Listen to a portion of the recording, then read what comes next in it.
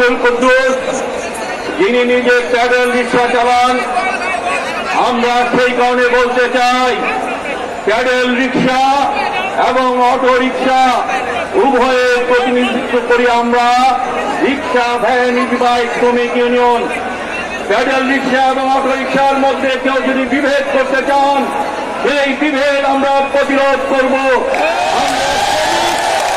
আমাদের সবচেয়ে বড় পরিচয় আমরা শ্রমিক, এবং আমরা আমাদের এই শ্রমিকদের স্বার্থ রক্ষা করার জন্য প্যাডেল এবং অটো সব কিছুর মধ্য দিয়েই আমরা আমাদের এই শ্রমিকদের স্বার্থ, এই স্বার্থ বজায় রাখব।